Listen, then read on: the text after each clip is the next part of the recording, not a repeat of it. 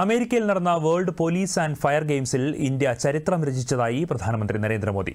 ലോകമെമ്പാടുമുള്ള പോലീസ് ഉദ്യോഗസ്ഥർ, സുരക്ഷാ ഉദ്യോഗസ്ഥർ എന്നിവർക്കിടയിൽ നടന്ന കായികമേളയിൽ 600ഓളം മെഡലുകളാണ് രാജ്യം നേടിയത്.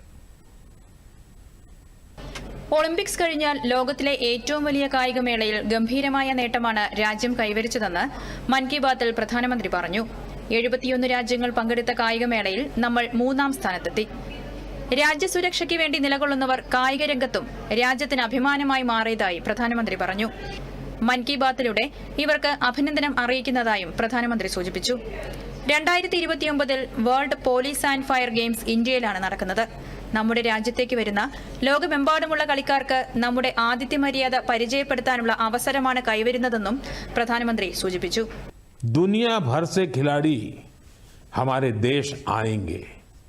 हम उन्हें भारत की मेहमान नवाजी दिखाएंगे, अपनी खेल संस्कृति से परिचय कराएंगे.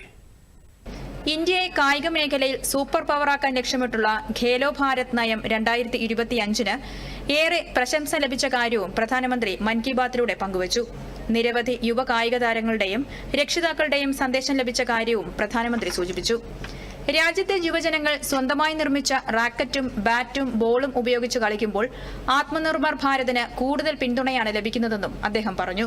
കായിക വിനോദങ്ങൾ ഒത്തൊരുമ പ്രദാനം ചെയ്യുകയും ഫിറ്റ്നസും ആത്മവിശ്വാസവും കൈമുതലായുള്ള യുവതലമുറയെ സൃഷ്ടിക്കുമെന്നും പ്രധാനമന്ത്രി പറഞ്ഞു. News desk, Doordarshan.